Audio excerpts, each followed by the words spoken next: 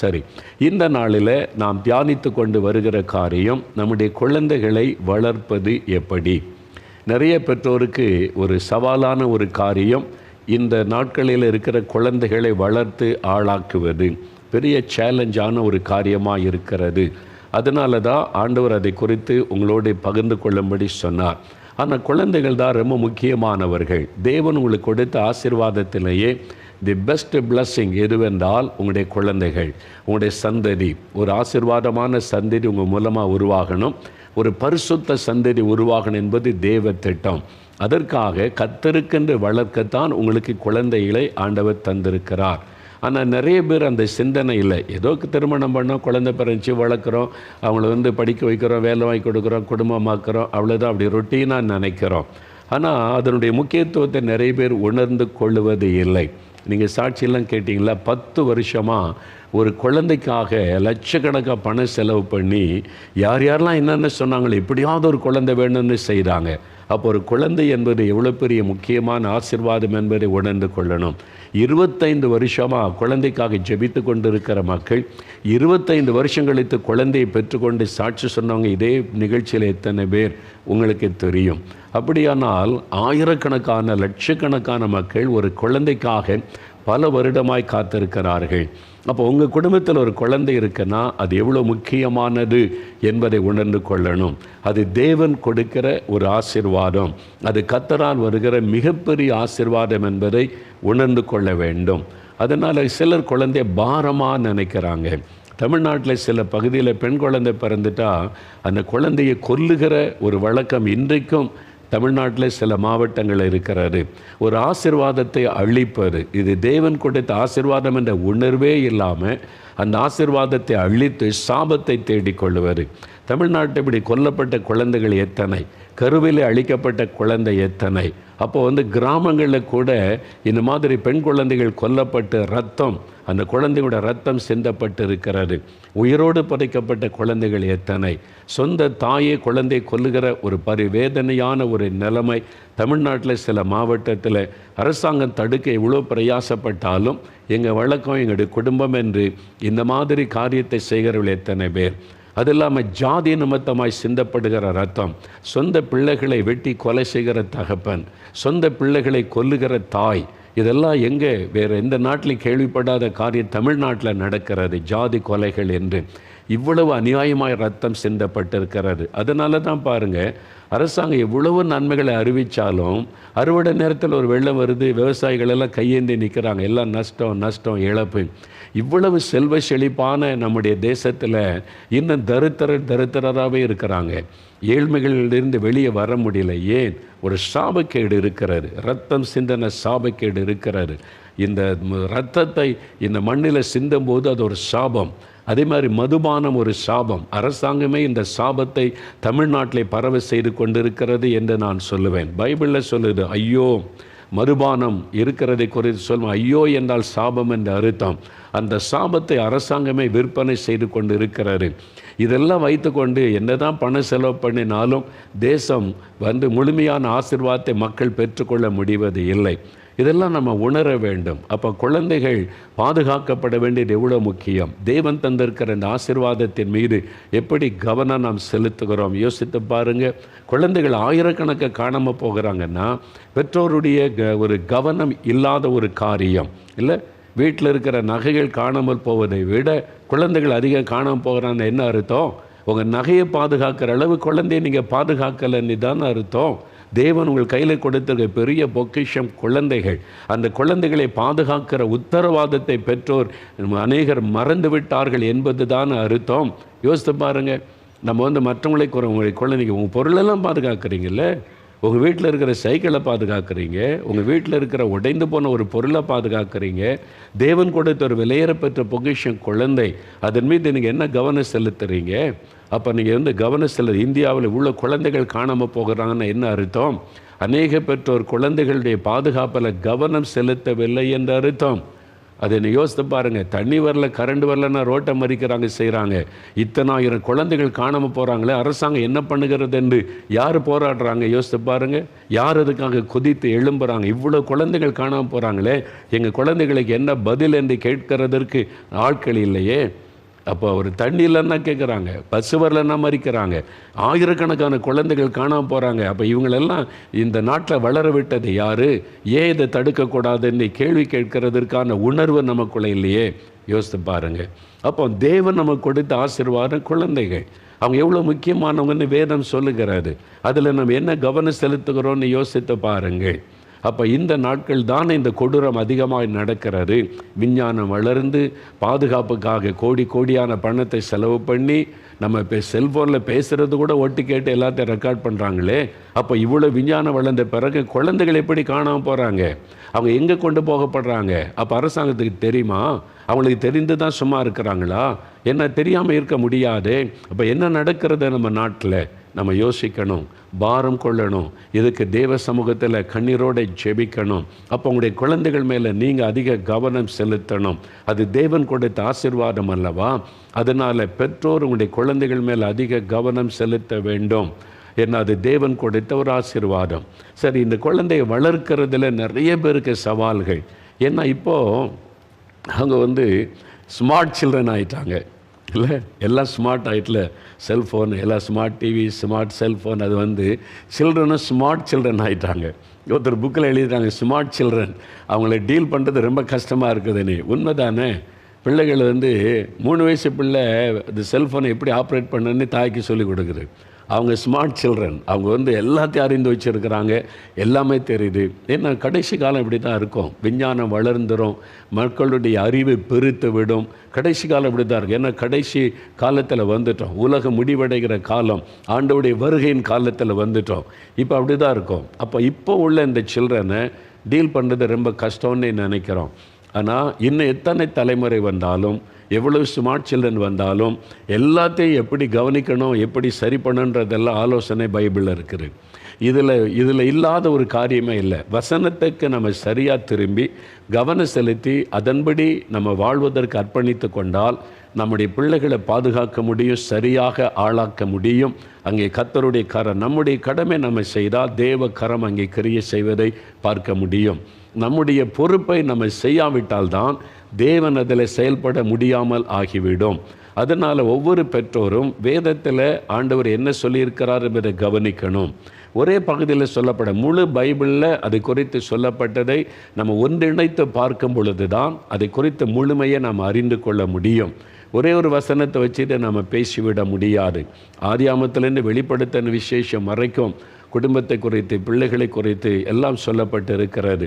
முழுமையாக பார்க்கும்போது தான் அறிந்து கொள்ள முடியும். சரி, இன்றைக்கு நம்ம குழந்தைகளை வளர்க்கிற காரியத்தில் நம்ம கடந்த வாரத்திலே கவனம் செலுத்த வேண்டிய சில காரியத்தை கடந்த நாட்களிலே பார்த்தோம்.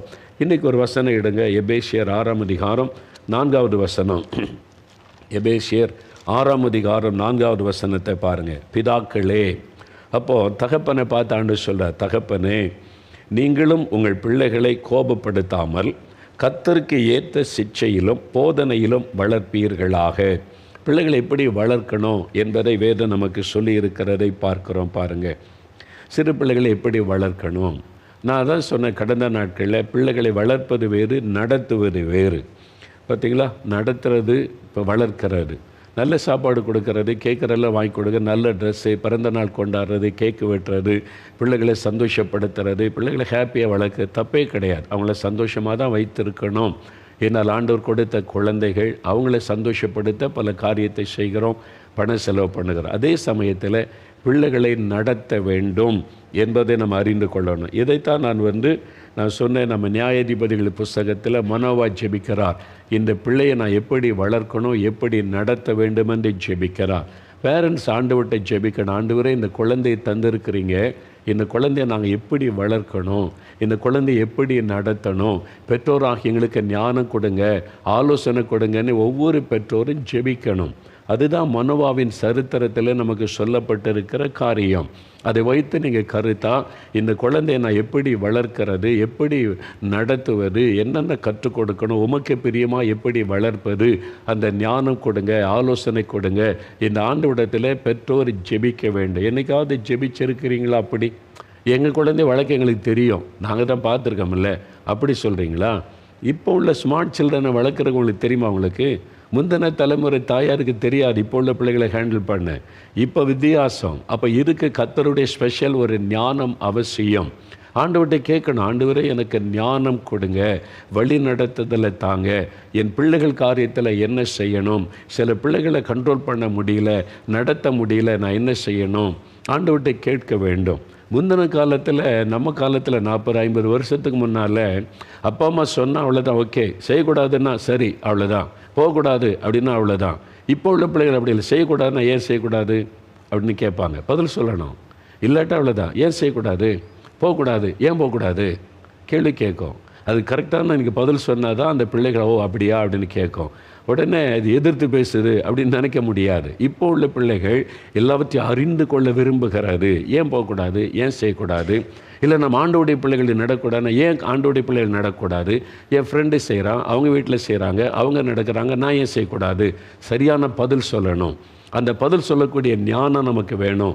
அந்த பதில் பைபிளில் இருக்குது, அதை நீங்கள் அறியணும், அதுக்கு ஜெபிக்கணும், தேவனுடைய ஆலோசனை பெறணும், தேவனுடைய வார்த்தையை அவங்களுக்கு சொல்லிட்டா ஓ அப்படியா அப்படின்னு அவங்க அறிந்து கொள்ளுவாங்க. அதனால தான் பிள்ளைகளை வளர்க்கிறது என்பது சும்மா முந்தின காலத்தில் சொன்ன மாதிரி இப்படி வளர்த்துட்டா போதும் அப்படின்ற மாதிரி இல்லை. இப்போ உள்ள பிள்ளைகளுடைய காரியங்கள் வித்தியாசம். இப்போ பாருங்கள், ஒரு காலத்தில் ஸ்கூலில் படிக்கும்போது, நாங்கள் படிக்கும்போது வந்து சொல்லுவாங்க, என்ன டீச்சர்கிட்ட வந்து கண்ணை தவிர மற்ற எல்லாத்தையும் உரிச்சிருங்க, என்ன வேணாலும் அடி கொடுங்க, நாங்கள் வந்து கேட்க மாட்டோம், அப்படி சொல்லி தான் ஸ்கூலில் சேர்ப்பாங்க. இப்போது சொல்லுங்கள், என் பிள்ளையை தொடப்படாது, டீச்சர்ஸை அடிக்கூடாது, பெற்றோரும் அடிக்கூடாது. இப்போ டீச்சர்ஸுக்கே என்ன பண்ணுறதுன்னு தெரியல, பிள்ளைங்களை எப்படி ஹேண்டில் பண்ணுறதுன்னு தெரியல. காலம் எவ்வளோ மாறிட்டு, ஒரு 40 வருஷத்துக்குள்ள சூழ்நிலை எப்படி மாறி போச்சு பார்த்தீங்களா? என் ஆண்டவருடைய வருகை அவ்வளோ சமீபம். அதனால் வேகமான மாற்றங்கள் நடந்து கொண்டிருக்கிற ஒரு காலம் இது. இந்த காலத்தில் ஒவ்வொரு நிமிஷத்திலும் ஒவ்வொரு காரியத்திலும் ஆண்டவருடைய உதவி இல்லாமல் எதையுமே நம்ம செய்ய முடியாது. அதனால தான் நீங்கள் அதுக்காக ஜெபிக்கணும், ஆண்டவருடைய ஆலோசனை பெறணும். பைபிள் அதில் ஏதாவது இருக்குதா அதுக்கு ஆலோசனை என்று பைபிள் வசனத்தை தேடி வாசித்து, பெற்றோர் நீங்கள் வேத வசனத்தில் தேறினவர்களாக மாறணும். இது மாதிரி காரியத்தை அறிந்து கொள்ளணும். அதுக்கான பைபிள் ஸ்டடி பைபிளாக இருக்கல, நான் சொன்னல, வாழ்வியல் வேதாகத்தை பார்த்தீங்கன்னா ஃபேமிலியை பற்றி இருக்குது. அந்த வசனங்கள் எல்லாம் வாசித்து நீங்கள் சேர்த்து வாசித்து அறியும் போது ஆவியானவர் உங்களுக்கு தெளிவுபடுத்துவார். இதை மனதில் கொள்ள வேண்டியது அவசியம். அப்போது அங்கே வசனம் என்ன சொல்லுது? கர்த்தருக்கு ஏற்ற போதனையில் வளர்ப்பீர்களாக. போதனை கூட நம்ம இஷ்டத்துக்கு பிள்ளைகளுக்கு போதனை கொடுக்கக்கூடாது, கர்த்தருக்கு ஏற்ற போதனை.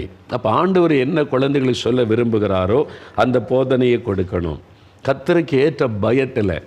சில பிள்ளைகள் பாருங்கள் அப்பாவுக்கு பயப்படும், சில பிள்ளைகள் அம்மாவுக்கு பயப்படும். இப்போ ஸ்மார்ட் சில்ட்ரன் யாருக்கும் பயப்படுறதில்ல, அம்மா தான் பயப்படணும் பிள்ளைகளுக்கு, அப்பா தான் பயப்படணும். அந்த மாதிரி பிள்ளைகள் வந்துட்டாங்க. ஆனாலும் பொதுவாக வந்து யாராவது ஒருத்தருக்கு பிள்ளைகள் பயப்படுவாங்க. இப்போ நாங்காலத்தில் அப்பாவுக்கு பயம் இருக்கும், அப்பா வந்துட்டாங்கன்னா ஒரு பயம், வீடே மாறிடும், அமைதியாயிரும் ஒரு சூழ்நிலை. சில வீடுகளில் அப்பா நல்ல ஜோயலாக பேசியிருப்பாங்க, அம்மாவுன்னா பயமாக இருக்கும், அவங்க ஸ்ட்ரிக்டாக இருப்பாங்க அப்படின்னு ஒரு பயம். அப்போ சில பிள்ளைகள் அம்மாவுக்கு பயப்படுற பயத்தில் வளர்த்திங்கன்னா அம்மா இருக்கும்போது பிள்ளைகள் அமைதியாக இருக்கும், அம்மா கடைக்கு போனோடனே சேட்டை பண்ண ஆரம்பிச்சிடும். அப்பாவுக்கு பயப்படுற பயத்தில் வளர்த்திங்கன்னா அப்பா இருக்கும்போது பிள்ளைகள் ஒழுங்காக இருக்கும், அப்பா இல்லாத டைமில் இஷ்டப்படி போயிடும். அப்போ என்ன எப்படி வளர்க்குறது? கர்த்தருக்கு பயப்படுகிற பயத்தில் பிள்ளைகளை வளர்க்கணும். அப்போ சின்ன வயதிலேயே கர்த்தருடைய பயத்தை பிள்ளைகளுடைய உள்ளத்தில் ஊட்டணும். என் பிள்ளை கர்த்தருக்கு பயப்படுற பயத்தில் வளரணும்னு நீங்கள் ஜெபிக்கணும். அது ஒரு ஆவிக்குரிய காரியம். உங்கள் ஜெபத்தை வைத்து அந்த பிள்ளைகளுக்குள்ளே கர்த்தருக்குரிய பயத்தை ஆவியானவர் தான் உண்டாக்கணும். நீங்கள் போதிக்கலாம், சொல்லிக் கொடுக்கலாம், ஆனால் அந்த இருதயத்தில் அந்த பயத்தை உண்டாக்குகிறவர் ஆவியானவர். அந்த ஆவிக்குரிய மாற்றத்தை குழந்தைகளுக்குள்ளே ஆண்டவர் உண்டாக்குவார். அதற்கு உங்களுடைய ஜெபம் அவசியம். பாருங்கள், ஆண்டவருடைய எதிர்பார்ப்பு என்ன? ஆதியாகமம் 18 அதிகாரம் எடுங்க.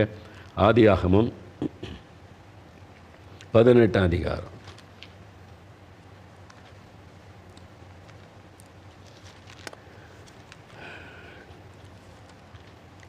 எடுத்துட்டிங்களா பைபிளில்? ஆதியாம் 18 அதிகாரம், அதாவது பழைய ஏற்பாட்டில் 19வது பக்கம் பாருங்கள். அதில் 18, 19 வசனத்தை நான் வாசிக்கிறேன், கேட்குறீங்களா? பாருங்கள், பைபிளை பாருங்கள். அதாவது வசனத்தை கண்ணால் பார்க்கணும், காதாலையும் கேட்கணும், அப்போ தான் இருதயத்தில் ஆழமாக பதியும். சிலர் அதை அவங்க வாசிக்கிறாங்களேன்னு இப்படியே உட்காந்து கேட்டுக்கிட்டு இருக்காரு. உங்கள் கண் வசனத்தை பார்க்கணும், இந்த பழக்கெல்லாம் உண்டாக்கி கொள்ளணும். வசனத்தை பார்க்கணும், காதாலையும் கேட்கணும். என்ன சொல்லுது? நான் செய்ய போகிறதை ஆபிரகாமுக்கு மறைப்பேனோ? கர்த்தர் சொல்கிறாரு, நான் பூமியில் ஒரு காரியம் செய்ய போகிறேன், ஆபிரகாமுக்கு அதை மறைக்க மாட்டேன். ஏன்?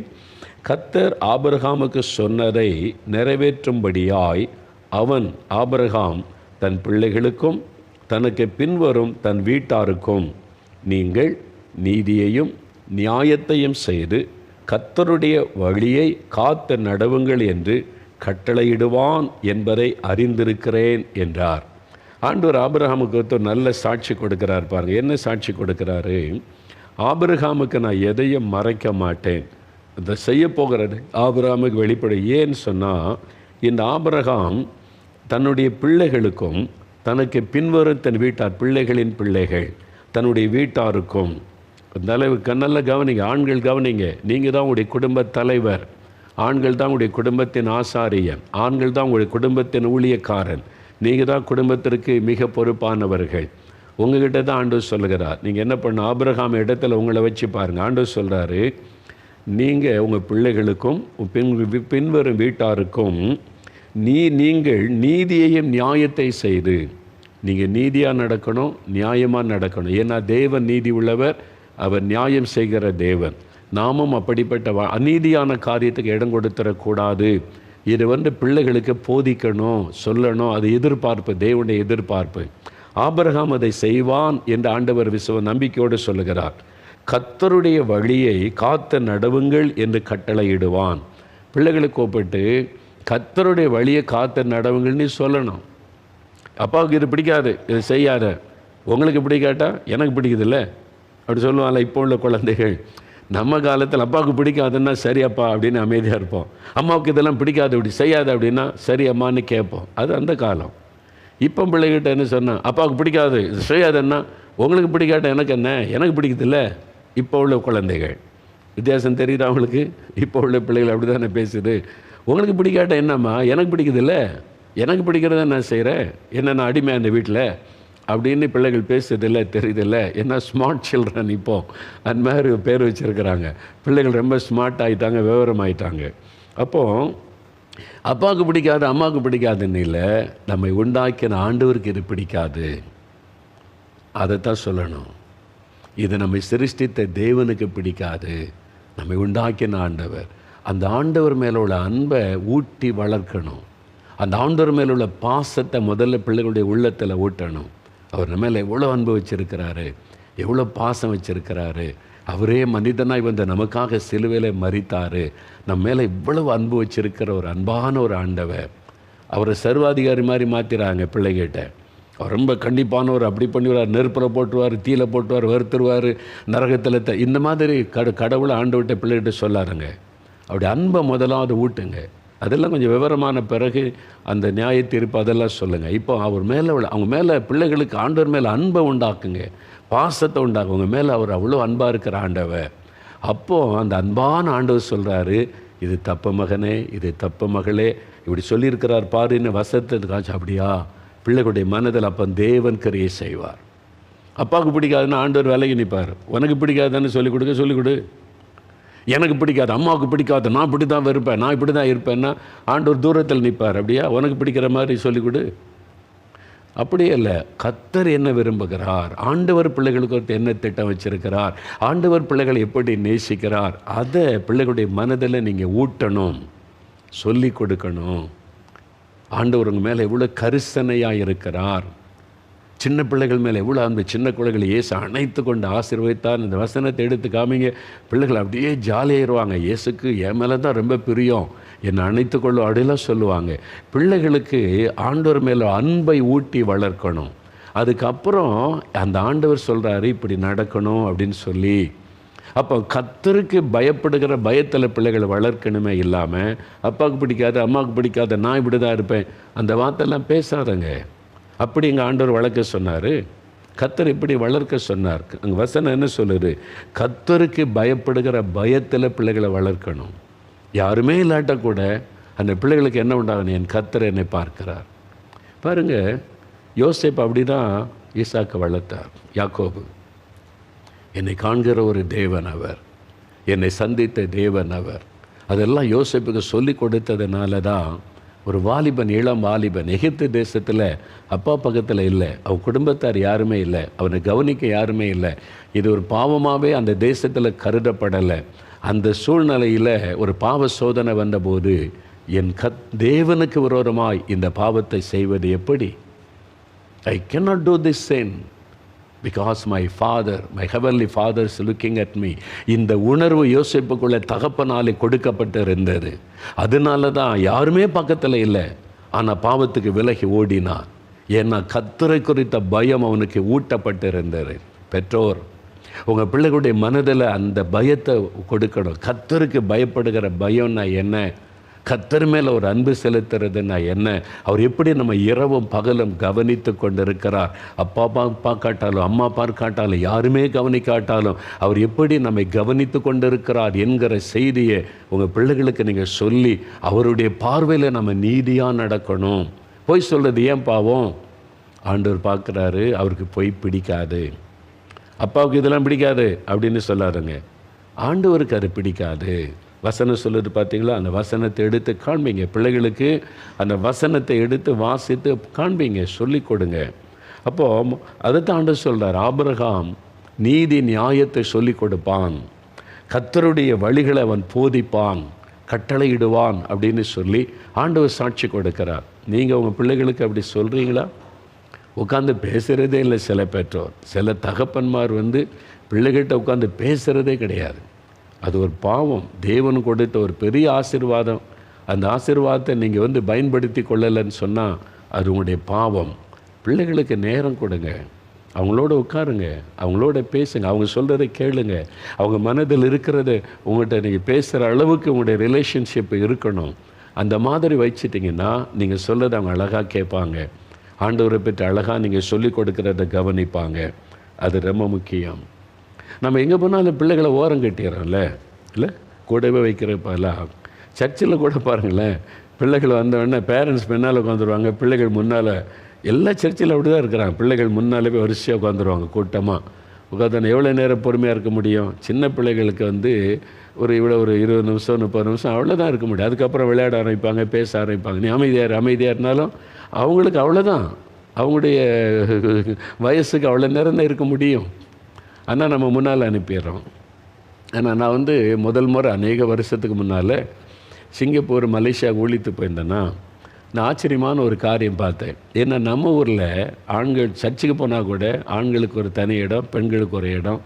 அதனால் குழந்தைகள் தாய் தகப்ப ஒவ்வொரு பக்கம் போயிடுவாங்க, குழந்தைகள் முன்னால் போய் உட்காந்துருவாங்க. இப்படி தான் நம்ம சர்ச்சில் பார்த்து வளர்ந்துருக்குறோம். இப்போ நான் முதல் முறை சிங்கப்பூர், மலேசியா போகும்போது அங்கே அப்படி இல்லை. ஃபேமிலியாக உட்காந்துருந்தாங்க. கணவன், மனைவி, பிள்ளைகள். பிள்ளையை மத்தியில் வச்சுட்டு இந்த பக்கம் கணவர், மனைவி உட்காந்துரு ஃபேமிலியாக தான் சர்ச்சில் உட்காந்துருப்பாங்க. அங்கே நான் முதல்ல பார்த்து ஆண்களுக்கு எந்த இடம், பெண்கள் இல்லை, எல்லா இடம் கலந்தானே இருக்கிறாங்க. ஃபேமிலியாக உட்காந்துருப்பாங்க, குடும்பமாக உட்காந்துருப்பாங்க. முதல்ல நான் பார்த்து ஆச்சரியப்பட்டேன். உண்மையிலே நான் சொல்கிறவங்களுக்கு அது ஒரு 30 வருஷத்துக்கு முன்னால் ஊழியத்துக்கு போயிருக்கும்போது அதை பார்த்துட்டு எனக்கு அது எனக்கு சந்தோஷமாக இருந்தது. முதல்ல ஆச்சரியமாக இருந்துச்சு. அப்புறம் பார்த்தா ஒரு குடும்பமாக உட்காந்து கர்த்தரை ஆராதிக்கிறது நல்லா இருக்குல்ல. நம்ம ஒரு கலாச்சாரம் அப்படி ஆகிப்போச்சு. ஆண்கள் தனியாக, பெண்கள் தனியாக, எங்கே போனாலும் அப்படி உட்கார வச்சு அதனால் பிள்ளைகள் பிரிக்கப்பட்டுறாங்க. அங்கே நான் பார்த்தது, குழந்தைகளை முன்னால் விட மாட்டாங்க, தாய் தம்மனுக்கு நடுவில் இருப்பாங்க. பாட்டு போடும்போது பெற்றோரோடு சேர்ந்து பாட்டு பாடுங்க. வசனம் வாசிக்கும் போது பெற்றோர் பக்கத்தில் இருந்து அந்த பைபிளை புரட்டி காமிப்பாங்க. கம்யூனியன் எடுக்கும்போது கூட அந்த பிள்ளைகளும் கூட வரும். நான் முதல்ல ஆச்சரியப்பட்டு போனேன். நம்ம ஊரில் பிள்ளைகளில் கம்யூனியனுக்கு வராதில்ல, அவங்கள விட்டுருவாங்க. அல்லது குழந்தை கூட கொடுத்துட்டு தான் தனியாக நான் வருவோம் திருவிருந்து எடுக்க முன்னால். அங்கே தாய் தப்பன் போனால் அந்த சின்ன குழந்தை கையை பிடிச்சிட்டு போகும். அங்கே போய் முழங்கால் போட்டால் கணவன் மனைவி ஒன்றா முழங்கால் போட்டு திருவிருந்து எடுப்பாங்க. இந்த பிள்ளை இடையில போய் முழங்கால் போட்டு நிற்கும். நான் பார்த்து உண்மையில் ஆரம்பத்தில் ஆச்சரியப்பட்டேன். என்ன குழந்தைலாம் திருவிருந்தார நான் முழங்க பொழுதுன்னு சொல்லி 3 வயசு 4 வயசு குழந்தைகள்லாம் அப்படியே முழங்கால் போட்டு பார்க்கும். அவங்க திருவிருந்து எடுக்கிறது, அம்மா அப்பா திருவிருந்து எடுக்கிறத பார்க்குங்க அந்த குழந்தைகள். அப்போ வந்து அவங்க சொல்லி கூட்டிகிட்டு வருவாங்க, திருவிருந்து நீ பெரிய பிள்ளையாகி ரட்சிக்கப்பட்டு ஞானஸ்தானம் எடுத்தால் உனக்கு இதெல்லாம் தருவாங்கன்னு சொல்லி. அந்த அந்த நடத்துகிற ஊழியரும் அந்த போதகரும் பாருங்கள், இவங்களுக்கு அப்பம் கொடுத்துட்டு குழந்தைகளை கை வச்சு ப்ளஸ் பண்ணுவாங்க. அவங்க வந்து ப்ளஸ் பண்ணுவாங்க. இப்போ பெற்றோருக்கு வந்து அப்பம் திராட்சரசம் கொடுப்பாங்க, குழந்தைகளை ப்ளஸ் பண்ணுவாங்க. ஃபேமிலியாக போய் திருவந்து எடுத்துகிட்டு ஃபேமிலியாக வருவாங்க. உண்மையில் எனக்கு ரொம்ப பிடிச்சிருந்தது அதான் ஒரு நல்ல முறை கூடன்னு நான் நினைக்கிறேன். ஒரு சர்ச்சில் போய் குடும்பமாக உட்காந்து கர்த்தரை ஆராதிக்கிறது, பிள்ளைகள் அதனால் ஆசீர்வதிக்கப்படுறாங்க. பிள்ளைகள் வந்து அப்போ வந்து பெற்றோரோடு சேர்ந்து கவனம் செலுத்துகிறாங்கல்ல, பேரண்ட்ஸுடைய கண்காணிப்பில் இருக்கிறாங்க. முன்னால் போனால் அது பிள்ளை விளையாடிட்டு தானே இருக்கும். யோசித்து பாருங்கள், அப்படி தானே இருக்குது. நம்ம ஊரில் கூட அப்படி வந்துட்டால் நல்லதாக இருக்கும்னு நினைக்கிறேன் நான். ஃபேமிலியாக உட்காந்து கர்த்தரை ஆராதிக்கிறது அப்படி.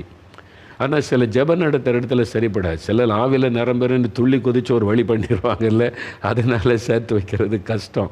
சில பெண்கள் துள்ளிடுவாங்க, சில ஆண்கள் துள்ளிடுவாங்க, டிஸ்டர்பன்ஸ் ஆகிருன்னு. ஆனால் ஆராதனையில் அப்படி இல்லை, அது அமைதியாக கர்த்தரை ஆராதிக்கிறோம்.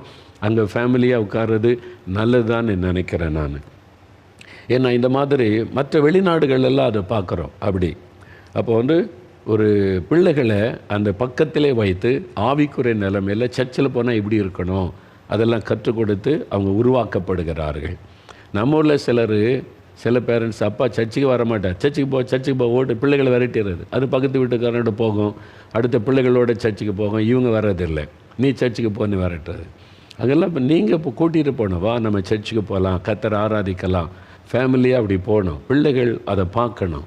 உங்களுடைய பிள்ளைகளை நீங்கள் பக்தி மார்க்கத்தில் வளர்ப்பதற்கு பெற்றோர் உங்களை பல காரியத்தில் அர்ப்பணித்து கொள்ள வேண்டியது அவசியம்.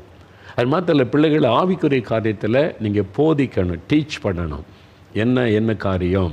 அப்போ பிரசங்கம் பண்ணால் அவங்களுக்கு புரியாது. சின்ன பிள்ளைகளுக்கு இன்றைக்கி பாஸ்டர் என்ன பேசுனாங்கன்னு வீட்டில் கேளுங்க, அதுக்கு 1-2 சொல்லுங்கள். அப்போ நீங்கள் விளக்கி சொன்னால் இன்னும் கொஞ்சம் கவனமாக கேட்கும். நீங்கள் டைம் எடுங்க, பிள்ளைகளோட பேச, இன்றைக்கி என்ன பிரசங்கம் பண்ணாங்க, உனக்கு என்ன புரிஞ்சுது அவனை கேளுங்க. அதுங்க தத்தக்க புத்தக்கான்னு 1-2 சொல்லும்.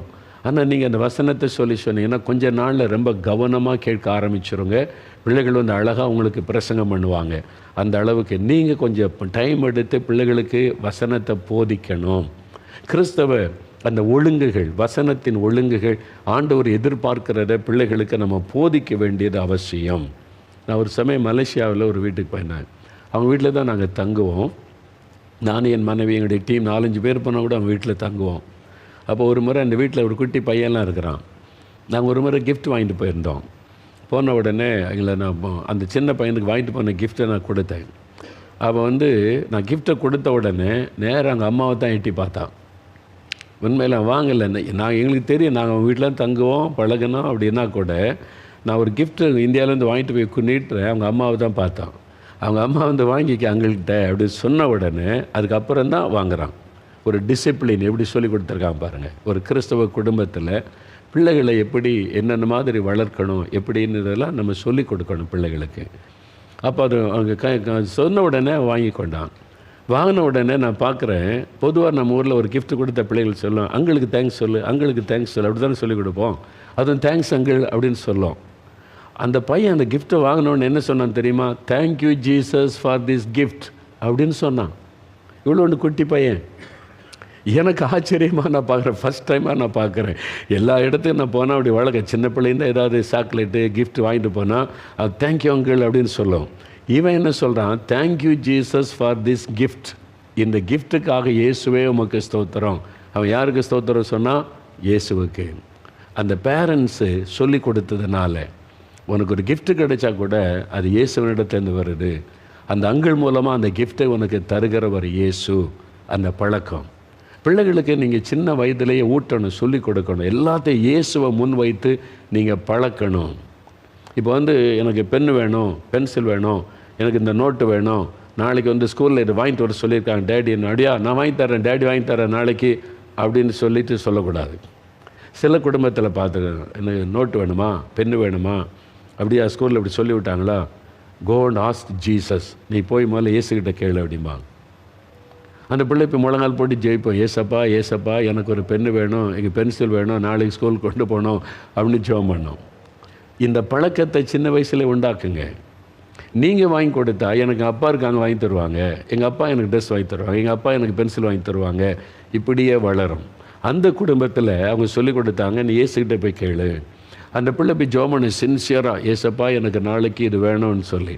அப்பா வாங்கிட்டு கொடுத்த உடனே அவர் என்ன சொல்கிறாரு, நீ ஜெபம் பண்ணல ஏசப்பா கிட்ட, ஏசப்பா என்கிட்ட பேசி உனக்கு இது வாங்கி கொடுக்க வச்சாங்க, அப்போ ஏசப்பாவுக்கு தேங்க்ஸ் சொல்லு அப்படின்னு சொன்னால் அந்த பிள்ளை சொல்ல, தேங்க்யூ ஜீசஸ், எங்கள் அப்பா மூலமாக இது வாங்கி கொடுத்தீங்க.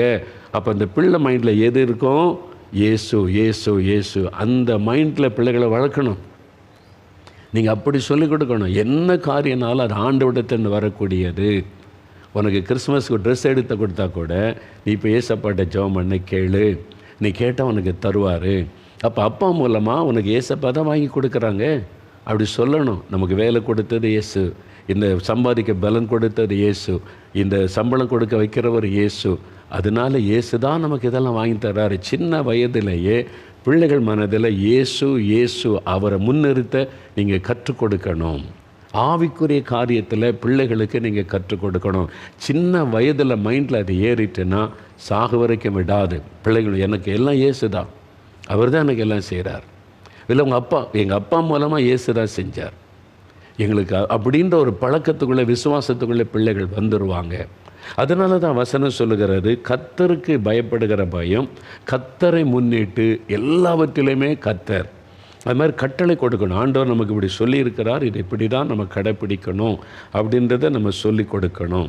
பிள்ளைகள் கேள்வி கேட்பாங்க, ஏன் இதை பார்க்கக்கூடாது, ஏன் இதை செய்யக்கூடாது, என் ஃப்ரெண்டெல்லாம் வச்சுருக்குறாங்க, என் ஃப்ரெண்டு செய்கிறாங்க, அவங்க அப்பா அம்மாலாம் ஒன்றும் சொல்லலையே அப்படின்னு கேட்டால் நீங்கள் சொல்லணும். பைபிள் இந்த வசனத்தை எடுத்து இயேசு என்ன சொல்லியிருக்கிறாரு, நான் உலகத்தான் அல்லாதது போல் நீங்கள் உலகத்தார் அல்ல. நம்ம உலக மக்கள் மாதிரி இல்லை, உலகத்தில் வாழுகிறோம், உலகத்தில் தான் நம்ம ஜீவிக்கிறோம். ஆனால் உலக மக்களை போல் அல்ல, நம்ம வித்தியாசமானவங்க. இயேசு நம்மை பிரித்து எடுத்திருக்கிறார். நீங்கள் எனக்கு சொந்த ஜனம்னு இயேசு அந்த வசனத்தெல்லாம் காமிங்க பிள்ளைகளுக்கு. அந்த வசனம் பாருங்கள், இயேசப்பா என்ன சொல்லியிருக்கு, நீங்கள் என்னுடைய சொந்த ஜனம், நீங்கள் பரிசுத்த ஜனம், உங்களை உலகத்தை விட்டு பிரித்து எடுத்திருக்கிறேன். அதனால தான் இயேசப்பா நமக்கு பாதுகாப்பாக இருக்கிறாங்க. உலக மக்களுக்கு அதெல்லாம் கிடையாது. நமக்கு பரலோக தகப்பன் இருக்கிறார். எப்படி இயேசு வித்தியாசமானவர், இதை நீங்கள் சொல்லி கொடுக்கணும். பிள்ளைகளுக்கு உட்கார வச்சு போதிக்கணும். நாம் ஏன் அவங்கள மாதிரி நடக்கக்கூடாது, ஏன் அவங்கள மாதிரி ட்ரெஸ் போடக்கூடாது, ஏன் அவங்கள மாதிரி காரியம் செய்யக்கூடாதுன்னா, நம்மளை எப்படி ஆண்டவர் உலகத்திலேருந்து பிரித்து எடுத்திருக்கிறார். உலகத்திலே நம்ம வாழ்ந்தால் கூட பரலோகத்தில் தான் நமக்கு நிரந்தர வீடு. இயேசு சொல்லியிருக்கிறார் பார்த்தீங்களா, என் பிதாவின் வீட்டில் அநேக வாசஸ்தலம் உண்டு, உங்களுக்கு ஒரு வீட்டை ஆயத்தப்படுத்த போயிருக்கிறேன். அதை சொல்லிக் கொடுக்கணும். நம்ம தாத்தா இறந்துட்டாங்க, எங்கே போயிருக்கிறாங்க, பரலோகத்தில் ஏசப்பா ஒரு வீடு கட்டி அங்கே தான் வச்சுருக்கிறாங்க. நம்மளும் ஒரு காலத்தில் அங்கே தான் போவோம். நம்ம இந்த உலக நிரந்தரம் இல்லை. இதை சொல்லி கொடுத்துருக்கீங்களா அவங்க பிள்ளைகளுக்கு? நம்ம கொஞ்ச காலம் வாழ போகிறோம், அப்போது நமக்கு படிக்கிறதுக்கு வாய்ப்பு, வேலை செய்ய வாய்ப்பு, இதெல்லாம் ஏசப்பா தந்திருக்கிறாங்க. இது நிரந்தரம் கிடையாது. நம்ம நிரந்தரமாக பரலோகத்தில் இயேசுவோடு இருக்க போகிறோம். இதை சொல்லி கொடுத்துருக்கீங்களா? இதெல்லாம் நம்ம சொல்லிக் கொடுக்கணுங்க. பிள்ளைகளுக்கு முதல்ல ஏபிசிடி தான் சொல்லிக் கொடுக்கும். முதல்ல ஏ எழுது, என் பிள்ளை ஏ சொல்லுது பாருங்கள் அப்படின்னு. ஜீசஸ்ன்னு சொல்லிக் கொடுங்க. முதல்ல இயேசுவை அறியட்டும், இயேசுவை உள்ளத்தில் அவர் தான் எல்லாம் என்பதை முதல்ல பிள்ளைகளுக்கு சொல்லிக் கொடுங்க. ரெண்டாவது மற்றது எல்லாமே முதலிடம் இயேசு. பிள்ளைகளுடைய மைண்டு, சிந்தனை எல்லாம் இயேசுவை நீங்கள் ஊட்டிருங்க. யாரும் அசைக்க முடியாது. சின்ன வயதிலே ஊட்டி வளர்த்துட்டிங்கன்னா அதன் பிறகு இந்த பிள்ளைகளை அந்த விசுவாசத்தை சாத்தானால் அசைக்க முடியாது. அது பெற்றோர் கையில் தான் இருக்குது, உங்கள் கையில் தான் இருக்குது. யோசேப்பு பாருங்கள், நீங்கள் அந்த சிந்தித்து பாருங்களேன். யோசேப்பு வாலிபன் தானே, யாருமே பார்க்கல. எகிப்தில் அவங்க அப்பா கிடையாது, சகோதரன் கிடையாது, இஷ்டப்படி வாழலாம். இல்லை, என் தேவன் என்னை கவனிக்கிறார். இளம் வாலிபனாய் அவனுக்குள்ள அதை ஊட்டி பெற்றோர் வளர்த்துருக்கிறாங்கல்ல. தானியேல் பாருங்கள், இளம் வாலிபன் பாபிலோனுக்கு வந்தபோது, பாபிலோனில் எல்லா பாவமும் செய்கிறதுக்கு வாய்ப்பு இருக்கிறது. என்ன வேணாலும் சாப்பிடலாம், செய்யலாம், குடிக்கலாம், எப்படியும் இருக்கலாம். ஆனால் அவன் என் கர்த்தரை குறித்து ஒரு வைராக்கியம், தீர்மானம் எடுக்கிறான். அந்த பெற்றோர் அதை ஊட்டி இருக்கிறாங்க. நீ ஊட்டணும்ல. நான் ரொம்ப பக்தியில் வளர காரணம் தெரியுமா, எங்கள் பாட்டி. நான் சின்ன பையனாக ஸ்கூலில் படிக்கிற காலத்து எங்கள் வீட்டில் நாங்கள் 4 பேர், அண்ணன் தம்பி. தினமும் சாயங்காலம் உட்காந்து படிக்கணும், சாப்பிட்ட பிறகு படுக்கையில் தினமும் ராமாயணம் மகாபாரதத்தை சொல்லிக்கிட்டே இருப்பாங்க. டெய்லி ராமாயணம் மகாபாரதம் திரும்ப சொல்லி அந்த கதை அவ்வளோ எனக்கு தெரியும், பிகினிங்லேருந்து கடைசி வரைக்கும். அதில் கடவுள் அப்படின்ற குறித்து சொல்லுது. அது மேலே எனக்கு ஒரு பெரிய பாசம் உண்டான கடவுளை பார்க்கணும், கடவுளை தேடணும், கடவுள் என்கிட்டையும் பேசணும். இந்த ஆசை எனக்குள்ள வளர்வதற்கு காரணமே என்னுடைய பாட்டி சொன்ன அந்த கதை தான். நீங்கள் ஆசை ஊட்டணும். பைபிளில் இருந்து சொல்லி கொடுத்து இயேசுவின் மேலே ஒரு ஆசை பிள்ளைகளுக்கு வந்துடணும். கர்த்தர் மேலே ஒரு ஆசை விருப்பம் வந்துடணும். அப்படி வளர்க்கணும் பிள்ளைகளை. அதனால் தயவுசெய்து இதில் கவனம் செலுத்துங்க பெற்றோர். உங்கள் பிள்ளைகள் தான் தேவன் கொடுத்த பொக்கிஷம் அப்படின்னா உங்ககிட்ட தான் அது இருக்கிறது. அப்போ பிள்ளைகளுக்கு நீங்கள் அதை சொல்லி கொடுத்து நீங்கள் வளர்க்கணும். முதல்ல கர்த்தர், அவருடைய அன்பு, அவருடைய சிலுவை, இவர் எப்படி நமக்காக ரத்தம் சிந்தி மரித்தார், அதனால் அவர் தான் அந்த பாசத்தை அவங்களுக்குள்ளே உண்டாக்கிடணும். அவர் உயிரோடு எழுந்தார், இப்போ நம்ம கூட இருக்கிறார் என்பதை நீங்கள் உண்டாக்கிடணும். அப்புறம் எப்படி பைபிள் வாசிக்கணும், எப்படி ஜெபிக்கணும், ஜெபத்தை கற்றுக் கொடுங்க பிள்ளைகளுக்கு. நீங்கள் தான் கற்றுக் கொடுக்கணும். நான் ஒரு வீட்டுக்கு போயிருந்தேன் சென்னையில். 2 பிள்ளைகள் ஸ்கூலில் படிக்கிறாங்க, சின்ன பிள்ளைகள், ஸ்கூலில் 5வது 6வது படிக்கிற பிள்ளைகள். ஒரு சாயங்கால நேரம் போயிருந்தேன். போனோடனே அந்த பெற்றோர், அந்த தாய் தகப்பன் இருந்தாங்க. காஃபி குடிச்சிட்டு பேசிக்கிட்டு இருக்கும்போது ஸ்கூல் முடிஞ்சு 2 பிள்ளைகள் வந்தாங்க. வந்தோடனே ஸ்கூல் யூனிஃபார்ம்லாம் மாற்றிட்டு அப்புறம் காணும் பிள்ளைகளை. நீங்கள் அதை அவங்களுக்கு பிள்ளைகளுக்கு காஃபி கொடுத்தா அந்த வீட்டில் இருந்த அந்த மகள், அவங்க அம்மா, அது பிறகு காணும். சரி பிள்ளைகளை கூப்பிடுமா ஜெபம் பண்ண அப்படின்னா, பிள்ளைகள் ஜெபிக்க போயிட்டாங்க அப்படின்னு அந்த தாயார் சொன்னாங்க. பிள்ளைகள் ஜெபிக்க போயிட்டாங்களா? எங்கே போயிட்டாங்க? மாடியில் ஒரு ரூம் வச்சுருக்கோன்னே, ப்ரேயர் ரூமு, அங்கே போய் ஜெபிக்கிறாங்க. ஸ்கூல் முடிஞ்சு வந்த உடனே அவங்க யூனிஃபார்ம் எல்லாம் மாற்றிட்டு ஒரு காஃபி குடிச்சிட்டு முதல்ல பேர் 1/2 hour தேசத்துக்காக ஜெபிப்பாங்க. ஸ்கூலில் 5ஆம் 6ஆம் படிக்கிற பிள்ளைங்க என்ன ஜெபம்னு கேட்டேன். தேசத்துக்காக ஜெபிப்பாங்க. நான் இந்திய மேப்பெல்லாம் வச்சுருக்கிறோம், அதெல்லாம் பார்த்து அப்படி ஜெபிக்கிறாங்க. பிரதமருக்காக ஜெபிக்கிறாங்க, ஜனாதிபதிக்காக ஜெபிக்கிறாங்க. என்னங்க 5ஆம் 6ஆம் படிக்கிற பிள்ளைங்க இப்படி ஜெபிக்கிறது அப்படின்னு ஆச்சரியம் கேட்டால், அந்த தாய் சொல்லி கொடுத்தாங்க, நம்ம தேசத்துக்காக ஜெபிக்கணும், இதை தான் நம்முடைய தேசம், பைபிளில் இருக்குது, அதிகாரத்தில் உள்ள ஜெபிக்க வசனத்தை சொல்லி கொடுத்து, இந்தியாவை பற்றி சொல்லி கொடுத்து, இவர் தான் நம்முடைய பிரதமர், இவர் தான் ஜனாதிபதி, இவர் தான் நம்முடைய முதலமைச்சர், ஜெபிக்கணும்னு சொல்லி 5ஆம் படிக்கிற பிள்ளைக்கு போய் சின்சியராக ஜெபிக்கிறாங்க. எப்படி? தாய் சொல்லி கொடுத்தாங்க. உங்கள்கிட்ட தான் இருக்குது, பேரண்ட்ஸுக்கிட்ட தான் இருக்குது. உங்கள் பிள்ளைக்கு என்ன சொல்லிக் கொடுக்கீங்க? ஜெபிக்க சொல்லி கொடுத்தீங்களா? கற்றுக் கொடுக்குறீங்களா? இப்படி ஜெபிக்கணும், இதுக்கெல்லாம் ஜெபிக்கணும்னு சொல்லி கொடுக்குறீங்களா? நான் சொல்லியிருக்கிறேன் ஏற்கனவே. ஒரு பட்டணத்துக்கு போய் இந்த ஊழியம் முடிச்சுட்டு அந்த ஃபேமிலி கட்டாயம் ஜெபிக்க வரேன்னு சொன்னாங்க. நான் போனேன். அப்போ குடும்பமாக ஜெபிக்கிறாங்க. பாவாடை சட்டை போட்டு சின்ன பிள்ளை, ஸ்கூலில் படிக்கிற பிள்ளை. ஆண்டவர் சொல்கிறார், இந்த பிள்ளையோடு நான் பேசுகிறேன்றார். இந்த பிள்ளையோடு நான் பேசுகிறேன். கர்த்தர் சாட்சி கொடுக்குறார். ஆண்டவர் அந்த சாட்சி கொடுத்தா கண்ணை திறந்து பார்த்தேன். இது பெரிய பிள்ளை கூட இல்லை, வாலி பிள்ளை கூட இல்லை, சின்ன ஸ்கூலில் படிக்கிற பிள்ளை. இதுகிட்ட பேசுகிறேன்னு சொல்கிறாருன்னு சொல்லி கூட்டம் அந்த ஜெபிச்சு முடித்தோன்னு கூப்பிட்டு, உன்கிட்ட இயேசு பேசுகிறார்ல அப்படின்னு கேட்டால், அது கண்ணில் கண்ணீர், உடைந்த உள்ளம். எப்படி இந்த அனுபவம்? நான் அதிகாலையில் எழும்பி ஜெபம் பண்ணேன். விடியற் காலையில், ராத்திரி சீக்கிரம் படுக்க போயிடுவேன், காலையில் எழும்பணும், அதிகாலை எழும்பி ஜெபம் பண்ணுவேன், தேசத்துக்கு ஆலம் ஜெபம் பண்ணி. இதெல்லாம் யார் சொல்லிக் கொடுத்தா? எங்கள் அப்பா, எங்கள் அம்மா, பேரண்ட்ஸ் சொல்லிக் கொடுத்தாங்க. ஸ்கூலில் படிக்கிற சின்ன பிள்ளைக்கு அதிகாலையில் எழும்பி ஜெபிக்கணும். ஃபஸ்ட்டு விடியற் காலையில் எழும்பணும். சும்மா இஷ்டத்துக்கு தூங்க விடக்கூடாது பிள்ளைகளை. 8 மணி வரைக்கும் தூங்கு அப்படின்னு. பேரண்ட்ஸ் தான் பொறுப்பு. உங்கள்கிட்ட தான் இருக்க எல்லா விஷயமும்.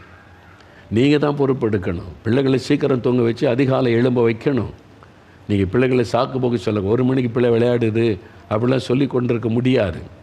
உங்கள்கிட்ட தான் இருக்கிற விஷயம்.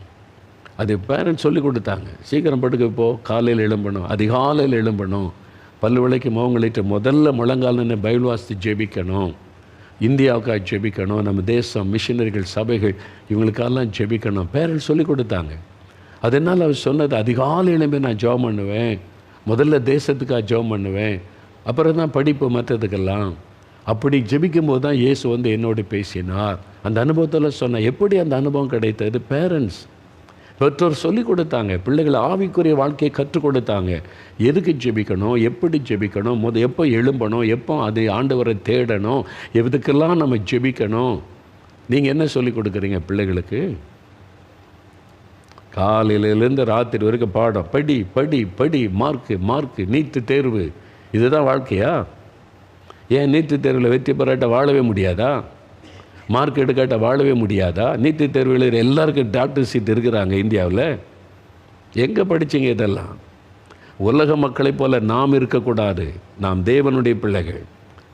உங்கள் பிள்ளைய ஸ்பெஷலாக வச்சுருப்பார் ஆண்டவர், பெரிய சயின்டிஸ்டாக்குவார், தேசத்துக்கு ஆசீர்வாதம் உயர்த்து திட்டம் வச்சுருப்பார். சும்மா காலையிலேருந்து ராத்திரி படி படி படி படி நீ பாட புஸ்தகத்துக்கு முன்னால் உட்கார வச்சு பிள்ளைங்க ஜெபிக்கவும் தெரியல, ஆண்டவரை தேடுறதுக்கு டைமே நீங்கள் கொடுக்கலையே. அதை திணிச்சு அந்த பிள்ளை டென்ஷன் ஆகி பிள்ளைகளுடைய வாழ்க்கையை கெடுத்து கொண்டு இருக்கிற பெற்றோர் தான் அதிகம். நன்மை செய்கிறேன்னு நினச்சி பிள்ளைகளுடைய வாழ்க்கையை அழித்து கொண்டு இருக்கிற பெற்றோர் தான் இன்றைக்கு அதிகம். பிள்ளைகளை ஃப்ரீயாக விடுங்க, எவ்வளோ முடியுமா படி அப்படி சொல்லுங்கள். எதுக்கு திணிக்கிறீங்க? அதுதான் வாழ்க்கையா? படிப்பு தான் வாழ்க்கையா? படிக்காரங்க யாரும் வாழலையா? இப்போ படிப்புன்னு அது பிசாசனுடைய தந்திரங்க. நம்ம பிள்ளைகள் படிக்கும், கர்த்தர் குறித்த அளவு படித்து சாட்சியாக எழும்போம். திணிக்காதங்க, ராத்திரி பகல் அதுதான் வாழ்க்கைன்னு சொல்லாதங்க. வசனம் கர்த்தருக்கு பிரியமாக இருந்தால் உன்னை உயர்த்துவார், உனக்கு படிப்பில் ஜெயம் தருவார். நீ உனக்கு என்னென்ன தாளந்து இருக்கு எல்லாம் பயன்படுத்து. ஆண்டவர் பிள்ளைகளுக்குள்ளே நிறைய தாளந்து கொடுத்து, விளையாட்டில் தாளந்து இருக்கும், அது போய் உலக அளவில் விளையாடி சாதிக்கும். அதுக்கு நிறைய பெற்றோர், கிறிஸ்தவ பெற்றோரை படிப்பு தானே முக்கியம், இது என்ன விளையாட்டு? விளையாடி சாதித்து இயேசுவை மகிமைப்படுத்தல அந்த பிள்ளை. யோசிங்க. சிலருக்கு மியூசிக்கு நல்லா வாசிக்கும், நல்லா ஒர்ஷிப் பண்ணி கர்த்தருக்காக மகிமை கொண்டு வர பிள்ளைகள் இருக்கும். வெறும் படிப்பு தான் வாழ்க்கை கிடையாது. படிக்கிற நேரம் படி, அவ்வளோதான். இத்தனை மணி நேரம் படிப்புக்கு ஒதுக்கு, அவ்வளோதான். விளையாடு, பைபிள் வாசி, ஜெபம் பண்ணி, ஜாலியாரு, சந்தோஷமாரு. ஏசு அதுக்கு தான் நம்மளை வச்சிருக்கிறார். இந்த பழக்க உலக மக்களை போல நீங்கள் மாறாதங்க. ஏசு என்ன சொல்கிறாருன்னு கவனிங்க. கிறிஸ்தவ வாழ்க்கை வித்தியாசமானது. சிலர் சொல்லுவாங்க, டென்ஷனாக இருக்குதாங்கள் +2 எக்ஸாம்னு. நான் சொல்கிறேன், 10th படிக்கும்போது 9th படிக்கும்போது எப்படி இருந்த? ஜாலியாக படிப்போம், அவ்வளோதான். 11th படிக்கும்போது ஜாலியாக படிப்போம், எக்ஸாமில் அதே மாதிரி ஜாலியாக இரு. எதுக்கு டென்ஷன் ஆகிற? இது வரைக்கும் உனக்கு ஆண்டவர் வெற்றி கொடுத்தார்ல, உனக்கு ஜெயம் கொடுத்தார்ல, இதுலேயும் தருவார். கொஞ்சம் படிக்கிற நேரம் கவனம் செலுத்து. அதுக்காக காலையிலேருந்து ராத்திரி வரைக்கும் படிப்பு அது ஒன்று தான் வாழ்க்கையா?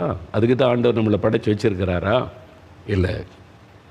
நீ நல்லா படிப்ப, ஜெயிப்ப, நீ சாதிப்ப, கர்த்தர் உனக்கு உயர்ந்த எத்தனை பேரை பார்த்துருக்கிற. ஸ்கூல் ஃபஸ்ட்டு, அது மாதிரி டிஸ்ட்ரிக்ட் ஃபஸ்ட்டு வாங்கின பிள்ளைகள், ஜெபிக்கிற பிள்ளைகள் வாங்கியிருக்கிறாங்க. அவங்க படிப்புன்னு அதிலே மூழ்கி கிடக்கலை. அதனால் பிள்ளைகளை திணிச்சு பிள்ளைகளை அடிமைகள் ஆக்காதங்க. அவங்கள சந்தோஷமாக இருக்க வைங்க, ஜாலியாக இருக்க வைங்க.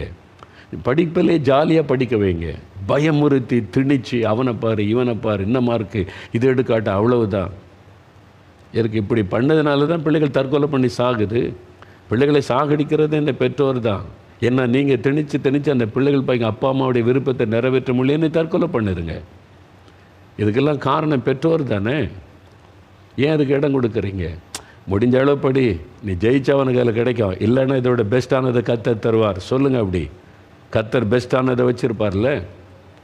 அதனால் பிள்ளைகளை வளர்க்கும்போது ரொம்ப ஜெபம் பண்ணி கேட்டு கவனமாக நீங்கள் வளர்க்கணும். பிள்ளைகளை ஆவிக்குரிய காரியத்தில் வளர்க்கணும். ஆண்டவரை முன்வைத்து, உன்னை குறித்து தேவன் ஒரு திட்டம் வச்சுருக்கிறார், அதை நிறைவேறணும், ஜெபம் பண்ணி கர்த்தர் நடத்துவார். சொல்லிக் கொடுங்க. பிள்ளைகள் அழகாக நல்ல ஒரு சந்தோஷமாக அவங்க ஆண்டவரோடு சேர்ந்து படிப்பாங்க. இயேசுவோடு சேர்ந்து படின்னு சொல்லுங்க. அப்படி தானே படிக்குது. எத்தனை பிள்ளைகள் சாட்சி சொல்லிச்சு. நான் பார்த்தேனே, இப்போ ஒரு பிள்ளை ஸ்கூல் ஃபஸ்ட்டு, மாவட்டத்தில் டிஸ்ட்ரிக்ட் ஃபஸ்ட்டு. எப்படி ஃபஸ்ட் எடுத்தேன்? நானும் இயேசுவும் சேர்ந்து படித்தோம். அங்கள் இயேசுவும் நீயும் சேர்ந்து படிச்சிங்களாம்மா? நாங்கள் 2 பேரும் சேர்ந்தா படிப்போம், இயேசு என் பக்கத்தில் இருப்பாருன்னு சொல்லி தருவார். எவ்வளோ ஜாலியாக அந்த பிள்ளை சந்தோஷமாக சொல்லிச்சு தெரியுமா? அதாங்க கிறிஸ்தவ வாழ்க்கை. இதை பிள்ளைகளுக்கு சொல்லிக் கொடுங்க. இயேசுவோடு சேர்ந்து ஸ்கூலுக்கு போ, சேர்ந்து படி, இயேசு உனக்கு உதவி செய்வார். இதான கிறிஸ்தவ வாழ்க்கை.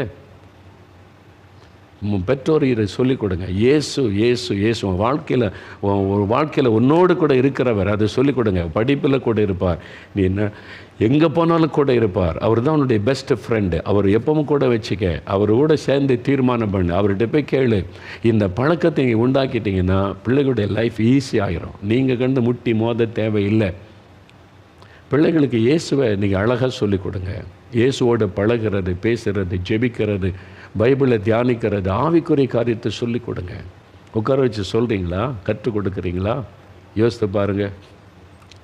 எவ்வளோ நேரம் செலவு பண்ணுறீங்க பிள்ளைகளுக்காக? சிலர் இப்படி நீங்களே சீரியலுக்கு முன்னால் உட்காந்துட்டு பிள்ளைகளை நீயே படிச்சுக்க, நீயே போய் ஜெபம் பண்ணு, நீயே செஞ்சுக்க. இந்த மாதிரி பாவத்தை செய்யாதுங்க. இந்த நாளில் பேரண்ட்ஸ் மனம் திரும்பணும். ஆண்டவரே, நான் உம்மை குறித்து பிள்ளைகளுக்கு சொல்லிக் கொடுக்கணும், கற்றுக் கொடுக்கணும் என்பதை எனக்கு சொல்லிக் கொடுக்கணும். அது மாத்திரம் இல்லை, ஆவிக்குரிய காரியம் மாத்திரம் இல்லை, டிசிப்ளின், ஒழுக்க சொல்லிக் கொடுக்கணும். ஒரு பப்ளிக்கில் மற்றவங்க மத்தியில் எப்படி நடக்கணும், பழகணும், அதை பிள்ளைகளுக்கு சொல்லிக் கொடுக்கணும்.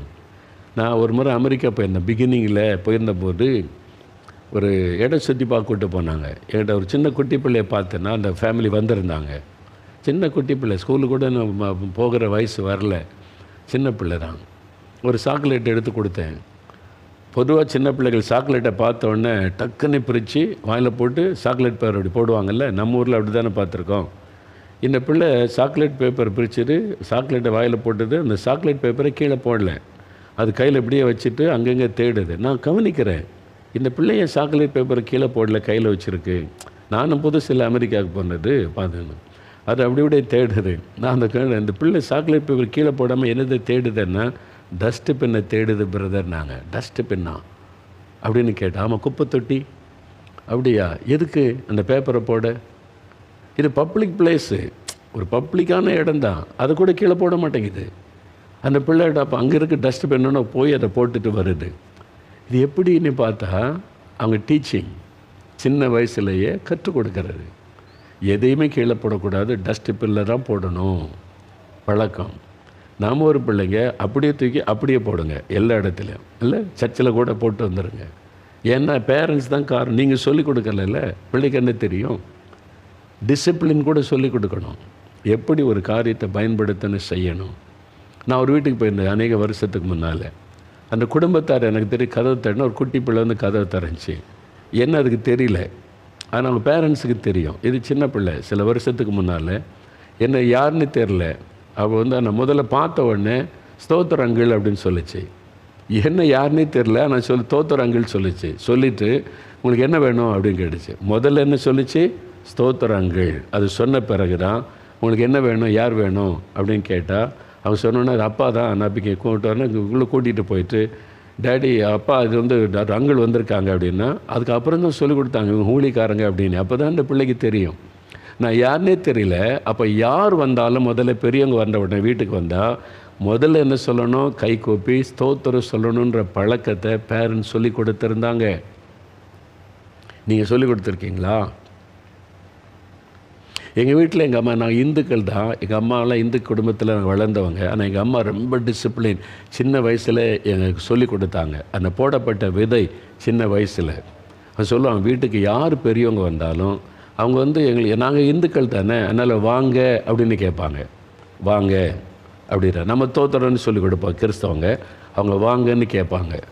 பெரியப்பா வாங்க, சித்தப்பா வாங்க, வாங்கன்னு கேட்குறேன். அப்போ யார் வந்தாலும் முதல்ல மரியாதையாக கேட்கணும், சொல்லணும் வாங்க. வந்து உட்காந்துட்டா பெரியவங்க உட்காந்து பேசும்போது நீ வாய் பார்த்துட்டு அங்கே நிற்கக்கூடாது, நீ சின்ன பிள்ளை போ சொல்லிடுவாங்க. பெரியாக்கிட்ட பேசும்போது இப்படியே சில பிள்ளை வாய் பார்த்துக்கிட்டே இருக்கும். பார்த்தீங்களா, தப்புன்னு சொல்லி கொடுத்தாங்க எங்கள் அம்மா. அது பெரியவங்க பேசுகிறாங்க, உனக்கு என்னங்க வேலை போ அப்படின்னு சொல்லி. நாங்கள் விருந்துக்கு போகும்போது சில வீடுகளுக்கு விருந்துக்கு போவோம்ல, விருந்துக்கு போனால் சொந்தங்க வீட்டுக்கு, அத்தை வீடு, மாமா வீடு, சித்தப்பா பெரிய வீடெலாம் போனால் யார் வீட்டுக்கு போனாலும் முறுக்கு, சீடை அப்படின்னு கிராமங்கள் அதெல்லாம் வைப்பாங்கல்ல. சின்ன வயசில் அதெல்லாம் ஆசை தானே, அந்த ஆசை பொருள் எடுக்கிறதுக்கு. நாங்கள் வீட்டோடு கிளம்பும்போது எங்கள் அம்மா 4 பேரை நிற்க வச்சு சொல்லுவாங்க, விருந்துக்கு போகிறோம், பலகாரம் தருவாங்க, அள்ளக்கூடாது. பார்த்தீங்கன்னா ஒரு சின்ன காரியம் எங்கள் அம்மா சொல்லிக் கொடுத்தாங்க. அள்ளக்கூடாது, உங்களுக்கு என்ன வேணுமோ அம்மா செஞ்சு தருவேன், உங்களுக்கு முறுக்கு சீடை என்ன வேணாலும் வீட்டில் செஞ்சு தருவேன். போகிற இடத்துல போகும்போது 1, 2 தான் எடுக்கணும். அப்படியே சில பிள்ளைகள் அப்படியே அள்ளி அள்ளி சாப்பிடுவோம், பார்த்துருக்கீங்களா? எங்கள் அம்மா அது கூட சொல்லிக் கொடுத்தாங்க, எனக்கு ஞாபகம் இருக்குது. இப்போ ஒரு பப்ளிக்கில் போனால் எப்படி நடந்து கொள்ளணும், மற்றவங்கள்ட்ட எப்படி நடந்து கொள்ளணும், எல்லாமே சொல்லிக் கொடுத்தாங்க. அவங்க சொல்லிக் கொடுத்ததுனால தான் எனக்கு தெரியும், நாங்கள் அதை பின்பற்றினோம். நீங்கள் உங்கள் பிள்ளைகளுக்கு டிசிப்ளின் சொல்லிக் கொடுக்குறீங்களா? ஒரு சர்ச்சுக்கு போனால் எப்படி நடக்கணும், மற்றவங்கள்ட்ட மத்தியில் பப்ளிக்கில் எப்படி நடக்கணும், எதை செய்யணும் எதை செய்யக்கூடாது சொல்லிக் கொடுக்குறேன். டிசிப்ளின் சொல்லிக் கொடுக்கணும், ரொம்ப அவசியம். பாருங்கள், எப்படி நம்ம வந்து நடை உடை பாவனைன்னு சொல்லுவாங்க பார்த்தீங்களா, எப்படி ட்ரெஸ் பண்ணணும், இதெல்லாம் கூட பிள்ளைகளுக்கு சொல்லிக் கொடுக்கணும். எந்த ட்ரெஸ்ஸு தகுதியானது, எது தகுதி இல்லை. நீங்கள் கேட்குறதெல்லாம் வாங்கி கொடுக்கக்கூடாது. நிறைய பெற்றோர் பண்ணுற தப்பு, பிள்ளைகளுக்கு கேட்குறதெல்லாம் வாங்கி கொடுக்கறது. கேட்குறதெல்லாம் அவங்களுக்கு அவங்க விரும்புகிறதெல்லாம் வாங்கி கொடுக்குறாரு. தகுதியாக இராதுன்னு சொல்லணும் பிள்ளைகளுக்கு.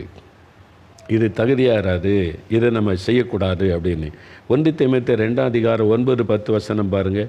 ஏன் இதை வாங்கக்கூடாது, ஏன் செய்யக்கூடாதுன்னா, நீங்கள் முக்கியமாக டீனேஜ் பருவத்தில் வந்தோடனே பிள்ளைகளுக்கு ஒரு பெரிய சோதனை வரும்.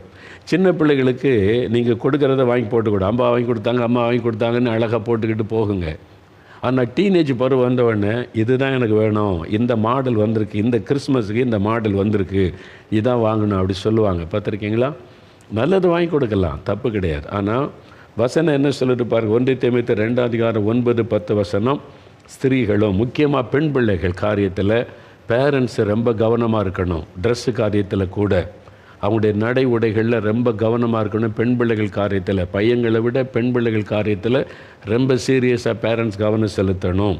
வசனமாக தான் சொல்லுது. மயிரை பின்னுதலினாலாவது, பொன்னினாலாவது, முத்துக்களினாலாவது, விலையேறப்பட்ட வஸ்திரங்களினால் தங்களை அலங்கரியாமல். அப்போ இதெல்லாம் போடக்கூடாதுன்னா தப்பு கிடையாது, போடலாம். அலங்கரியாமல் அது வேறு கான்செப்டில் சொல்லப்பட்டிருக்குது. ஆனால் 10ஆம் வசனத்தில் தகுதியான வஸ்திரம், நாணத்தினாலும் தெளிந்த புத்தியினாலும் தேவ பக்தி உள்ளவர்கள் என்று சொல்லிக் கொள்ளுகிற ஸ்திரீகளுக்கு ஏற்றபடியே நற்கிரியைகளும் தங்களை அலங்கரிக்க வேண்டும். வித்தியாசத்தை பிள்ளைகளுக்கு சொல்லிக் கொடுக்கும். தகுதியான வஸ்திரம் அதான் போடணும். நான் முன்னால் சொல்லியிருக்கிறேன், டெல்லிக்கு ஒரு முறை ஊழியத்துக்கு போயிருந்தோம். அங்கே ஒரு மிஷினரி குடும்பம் இருக்கிறாங்க. எனக்கு தெரிஞ்ச தமிழ் குடும்பம் தான். 10 வயசில் ஒரு பொண்ணு, ரொம்ப அழகாக ஸ்வீட்டாக இருக்கும், நல்லா பேசும். அவங்கள ஊழியம் செய்கிறாங்களோ, ட்ரெஸ் வாங்கி கொடுக்கணுன்னு அந்த பிள்ளை அவங்க வீட்டில் சின்ன பிள்ளை கூட்டிகிட்டு போனேன் நான். அது 10 வயசு பிள்ளை தானே, சின்ன பிள்ளை. அப்போ ட்ரெஸ்ஸு பாவோட மேலே ஒரு மாதிரி ட்ரெஸ்ஸும் போட்டால் ரொம்ப அழகாக இருக்கும்ல அப்படின்னு சொல்லி, இதை எடுத்துக்கிறியா, இது வேண்டாம், அது வேண்டாம், இதை வச்சு பார்க்குறது வேண்டாம், அப்படியே பார்க்குறது வேண்டான்னு அவங்க அம்மா கூட்டுவோம். மகன் எதை கேட்டாலும் வேண்டான்றா, என்ன நீ பார்த்துதுன்னா, இல்லை அவளுக்கு அதை முழங்கால ஒட்டி கொஞ்சம் கீழே போட்டால், 10 வயசு பிள்ளை தானே, அழகாக இருக்கும்ல, 2 ட்ரெஸ்ஸு மேலே ஒன்று கீழே போட்டால். அது சொல்லுது, இல்லை கரண்டு கூட தெரியக்கூடாது, கீழே அதாவது கால் தெரியக்கூடாது, கீழே வரைக்கும் ட்ரெஸ்ஸு மறைக்கணும், அப்படி ட்ரெஸ் தான் போடுவா 10 வயசுலேயே. அது எப்படி இருக்குது பார்த்தீங்களா அந்த சின்ன பிள்ளை? இல்லை ஐயா கால் கூட தெரியக்கூடாது அங்கள், அப்படி கீழே வரைக்கும் பாதம் வரைக்கும் அப்படி ட்ரெஸ் எடுத்து போட்டுக்கிட்டோன்னு போட்டு கொண்டது. அந்த பிள்ளை அந்த ஒரு வயசு வரன உடனே அதுக்குள்ள உணர்வு அது சொல்லி கொடுத்துருக்குறாங்க. ஆனால் இன்றைக்கி இவ்வளோ வளர்ந்து அரைகுறை ட்ரெஸ்ஸை போட்டுக்கிட்டு அலைகிற கிறிஸ்தவ பெண் பிள்ளைகள், அசிங்கம், கேவலம். பேரண்ட்ஸு அது கண்டிக்கிறதே இல்லை, கவனம் செலுத்துகிறதே இல்லை. சின்ன வயசில் பிள்ளைகளுக்கு சொல்லிக் கொடுக்கணும், எல்லாம் தகுதியாக இராது அப்படின்னு சொல்லிக் கொடுக்கணும். அது ஒரு தமிழ் கலாச்சாரத்துக்கே ஒரு இது இருக்குது, பார்த்துருக்கீங்களா? தமிழ் கலாச்சாரம், தமிழ் பிள்ளைகள் ட்ரெஸ் கொடுத்தனா வித்தியாசம். நிறைய அந்த சிட்டியில் நார்த் இந்தியா மற்றவங்களை பார்த்து சிலர் கேட்டு போகிறாங்க. ஆனால் தமிழ் கலாச்சாரம்னு ஒன்று இருக்குது. நான் மலேசியாவுக்கு போயிருந்தேன். அங்கே ஒரு பெரிய தமிழ் சர்ச்சு வழக்கம். இப்போ வருஷந்தோறும் போகிறேன்னா நிறைய ஃபேமிலிங்களை பழக்கம், குட்டி பிள்ளைகள்லாம் ரொம்ப பழக்கம். நான் போயிட்டு பேசுங்க, அங்கிள்னு பேசுங்க. ஒரு 10 வயசு சின்ன பிள்ளை, 10 வயசுன்னு எவ்வளோன்னு தானே இருக்கும், சின்ன பிள்ளை தானே. பாவடை சட்டை போட்டிருக்கு, பட்டு பாவடை பட்டு சட்டை போட்டு சர்ச்சுக்கு ஆராதனைக்கு வந்திருக்கு. எனக்கு இப்போவும் ஞாபகத்தில் இருக்குது. அந்த பிள்ளை என்கிட்ட நான் உட்காந்துருக்கேன் சேரில், குனிஞ்சு பேசுது. பேசும்போது அதனுடைய கை எங்கே இருக்குது தெரியுமா, இப்படி பேசிச்சு. நான் கவனித்தேன். அந்த 10 வயசு பிள்ளைக்கு ஒரு உணர்வு இருக்கிறது, இந்த இடத்த மறைக்கணும். நிறைய வாலி பிள்ளைகளுக்கு கூட அந்த உணர்வு இல்லை. அவ்வளோண்டு சின்ன பிள்ளைக்கு அந்த ட்ரெஸ்ஸில் குனிஞ்சு பேசுகிறதுனால, அந்த மேலே சட்டை போட்டிருக்குல்ல, அது பாவடை சட்டை, அப்படி குனிஞ்சு பேசும்போதே கை வச்சு தான் குனிஞ்சு பேசிச்சு. சின்ன பிள்ளை அது எவ்வளோக்கும். ஆனால் எனக்கு ரொம்ப ரசித்தேன், ரொம்ப அருமையாக அந்த பிள்ளை நடந்து கொண்ட விதம். அதான் தமிழ் கலாச்சாரம். இந்த தமிழை மறந்ததுனால தான் இந்த அமெரிக்கா இங்கிலாந்து நாட்டில் தமிழ் பாஷையை மறந்ததுனால கலாச்சாரம் போச்சு. அரை ட்ரெஸ் போட்டுக்கிட்டு அலைகிறாங்க சிலர் மேடையில் கூட. தயவுசெய்து கவனிக்கணும். இஷ்டப்படி ஆண்டவர் அன்புள்ளவர், ஆண்டவர் மனசை தான் பார்க்குறான்னு சொல்லிட்டு இஷ்டப்படி ட்ரெஸ் உடுத்த சொல்லலை. தகுதியான வஸ்திரம் உடுத்தணும். ஆண்டவர் சொல்லியிருக்கிறார்ல, பேரண்ட்ஸ் இதை கற்றுக் கொடுக்கணும். இந்த ட்ரெஸ்ஸு தகுதி இல்லை. இந்த லெக்கின்ஸ்ன்னு ஒன்று போட்டுக்கிட்டு அலைகிறாங்க பாருங்கள். நியூஸ் பேப்பரில் பார்த்து ஒரு மாதிரி அமெரிக்காவில் ஒரு குறிப்பிட்ட ஏர்லைன்ஸில் டிக்கெட் எடுத்தாச்சு, அவங்க சொந்த பணம். லெகின்ஸ் போட்டு பெண்கள் பெரிய ஆட்கள் போனாங்க, உள்ளே ஏற்ற மாட்டேன்ட்டான். லெகின்ஸ் போட்டு வராது, மேலே ட்ரெஸ் போட்டு அப்படின்னு சொல்லி இடரெல்லாம் இருக்குது. மற்ற பேஷண்ட்ஸ் மற்ற அந்த பிரயாணிகள் கம்ப்ளைண்ட் பண்ணுறான்னு சொல்லி எங்கள் ஏர்லைன்ஸில் இல்லை, எல்லா இடத்துலையும் போகிறோம். எங்கள் ஏர்லைன்ஸில் அப்படி தான் பேப்பரில் நியூஸ் வந்தது. அமெரிக்காவில் இங்கே லெகின்ஸ் போட்டுக்கிட்டு அலையுதுங்க பாருங்கள். நான் மற்றவங்கள சொல்லலை, தேவ பிள்ளைகளுக்கு ஆலோசனை சொல்கிறேன். மற்றவங்க எப்படி உலக மக்கள் இருக்கட்டும், கர்த்தருடைய பிள்ளைகளுக்கு ஆலோசனை சொல்கிற விஷயம் 12 வயசு கீழே தான் லெகின்ஸ் யூஸ் பண்ணணும். அதுக்கு மேலே நீங்கள் வந்துட்டிங்கன்னா லெகின்ஸை தூர போடுங்க. டைட்டான ட்ரெஸ்ஸு பெண்கள் போடக்கூடாது. வாலி பிள்ளைகள் டைட்டான ட்ரெஸ் போடக்கூடாது. டீனேஜ் வந்துட்டாலே டைட்டான ட்ரெஸ் போடக்கூடாது. லூஸாக இருக்கணும், தகுதியான வஸ்திரம். இதில் என்ன தப்பு? எங்களுக்கு வசதியாக இருக்க, வெளியிலேருந்து பார்க்குறவங்களுக்கு இடறல், நீங்கள் அதை பார்க்கணும். உங்களுக்கு வசதியாக இருக்கும், வெளியிலேருந்து பார்க்குறவங்களுக்கு அப்படி வசதியாக லெகின்ஸ் போட்டால் கீழே முட்டு வரைக்கும் மறைக்கிற மாதிரி ட்ரெஸ் போடுங்க. இந்த கட்டு இல்லாமல் ட்ரெஸ் போடுங்க. அப்போது இந்த ஆபாசம் தெரியாது, அது மற்றவங்களை பாதிக்காது. டைட்டாக ட்ரெஸ் போட்டுக்கிட்டு பெண்களுக்கு தப்பு. தகுதியான வஸ்திரம் போடணும். நான் ஒரு வீட்டுக்கு போயிருந்தேன். அந்த வீட்டில் ஒரு பிள்ளை நல்ல சின்ன வயசுலேருந்து தெரியும் அந்த குடும்பத்தில். சிலதானால் உரிமையாக பேசுவோம். அந்த பிள்ளை காலேஜ் முடிச்சுட்டு அவளுக்கு திருமணத்துக்கு பார்த்துக்கிட்டு இருக்கிறாங்க. அப்போ அந்த வீட்டுக்கு போனப்போ அந்த கல்யாண வீட்டில் நிறைய பேர் வந்திருந்த போது இவ கையில், அதாவது கையில்லாத ஜாக்கெட் போட்டு வந்தா. அவள் ஒன்று பார்த்தோன்னு சொன்னால், இது எங்கள் கை எங்கே போச்சு அப்படின்னு. இது மாடல் அங்கிள், ஸ்டைல் அங்கிள்னா. இயேசுக்கு இது சரியாக தெரியலையே மகளே அப்படின்னு. நான் சின்ன பிள்ளை தான் அங்கிள் அப்படின்னா. நீ சின்ன பிள்ளை தான். இப்போ எனக்கு நீ சின்ன பிள்ளை தான், நான் சின்ன வயசில் பார்த்துருக்குறேன். உங்கள் அப்பா அம்மாவுக்கு நீ சின்ன பிள்ளை தான், என்ன நீ தான் கடைசி பிள்ளை. ஆனால் உலகத்துக்கு நீ காலேஜ் முடித்த வாலிப பிள்ளை. கையில்லாத ஜாக்கெட் போட்டால் சரியாக இருக்குமான்னு இயேசுக்கிட்ட கேட்டு பாருன்னு. அவ்வளோதான் சொன்னேன். நான் கட்டாயப்படுத்தலை, நான் யாரையும் அப்படி கட்டாயப்படுத்தி சொல்கிறதில்ல, அவ்வளோதான் சொன்னேன். போயிட்டா 5 நிமிஷம் கழித்து பார்த்தா கையுள்ள ஜாக்கெட் போட்டு வந்திருக்கிறான். உடனே நான் கண்டிப்பாலாம் சொல்லவே இல்லை, சும்மா பேசும்போது ஒரு வார்த்தை சொன்னேன். அவளை புரிந்து கொண்டு அதன் பிறகு கையில்லாமல் ஜாக்கெட் போட்டு நான் பார்த்ததே கிடையாது. நம்ம கிறிஸ்தவங்க உலக மக்கள் கிடையாது. எல்லாத்துலேயும் டிஃப்ரெண்ட் இருக்கணும். நம்ம உலகத்தை விட்டு பிரித்தெடுக்கப்பட்டவர்கள். இந்துக்களை பாருங்கள், அவங்க வெளியில் எப்படி இருப்பாங்க. கம்பெனிக்கு போகும்போது, வெளியே போகும்போது, கோயிலுக்கு போகும்போது யாராவது கையில்லாத ஜாக்கெட் போட்டு வராங்களா? கோயிலுக்கு போகும்போது யாராவது ஆபாச ட்ரெஸ் மாதிரி டைட்டாக போட்டுட்டு வராங்களா? எவ்வளோ பக்தியாக வர்றாங்க. கிறிஸ்தவங்களுக்கு தான் அந்த உணர்வே இல்லாமல் போய்விட்டார். ஏன்னா ஆண்டவர் அன்பாக இருக்கிறவர், மனசந்த பார்க்குற வசனம் சொல்கிறது. ஏன் இந்த வசனம் சொல்லுதில் தகுதியான வஸ்திரம் உடுத்தோன்னு சொல்லியிருக்குல்ல. பெற்றோர் உங்களுடைய பிள்ளைகளுக்கு சின்ன வயசுலே மனசில் அதை விதைக்கணும். இந்த வயசு வரைக்கும் இந்த ட்ரெஸ் போடலாம், இதுக்கு மேலே இந்த ட்ரெஸ் போடக்கூடாது மகளே. இது ஆண்டவர் தகுதியான வஸ்திரம் உடு. நம்ம எல்லோரும் பார்க்குறாங்க, மற்றவங்க பார்வை எப்படி இருக்கோ, மற்றவங்களுக்கு இடரில் உண்டாகக்கூடாது. இந்த லெகின்ஸ் போடுறத பற்றி நான் இல்லை, ஒரு வாலிப பெண் சென்னையிலேருந்து சொன்ன, அங்கிள் இந்த லெகின்ஸ் போட்டுக்கிட்டு பெண்கள் ஸ்கூட்டரில் பைக்கில் போகிறாங்க பாருங்கள், அருவருப்பாக இருக்குது அங்கிள். வாலிப பிள்ளை சொல்கிறது ஒரு வார்த்தை. யாருக்கு நீங்கள் நம்ம பிள்ளைகளுக்கு ஆலோசனை சொல்லுங்கள் அப்படின்னு. நாங்கள் ட்ரெஸ் போட எங்களுக்கு உரிமை இருக்குது, யார் கேட்க முடியும்னு கேட்டால் நான் உலக மக்களுக்கு பேசலை. நீங்கள் எப்படி வேணாலும் ட்ரெஸ் போடுங்க. நான் பைபிளை விசுவாசிக்கிற, இயேசுவை நேசிக்கிறவங்களுக்கு ஆலோசனை சொல்கிறேன். நான் சொல்ல வேண்டியது என்னுடைய பொறுப்பு. பேரண்ட்ஸ் உங்களுடைய பிள்ளைகளுடைய ட்ரெஸ்ஸு காரியத்தில் கவனம் செலுத்தணும். நீங்கள் எல்லாத்தையும் வாங்கி கொடுத்துடக்கூடாது, நீங்கள் கவனம் செலுத்தணும். ஏன்னா வசனம் சொல்லுகிறாரு.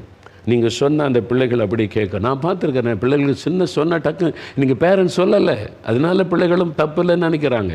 நீங்கள் வசனத்தை வைத்து சொல்லணும்ல, இப்படி சரியாக இருக்குமாம்மா.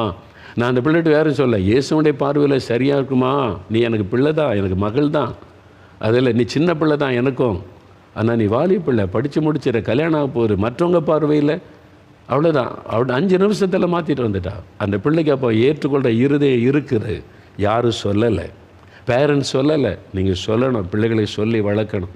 இன்னும் நிறைய காரியம் இருக்குது. வருகிற வாரத்தில் மற்ற நாட்களில் தியானிக்கலாம். சரியா? சிலருக்கு என் மேலே கோபம் கூட வரும்.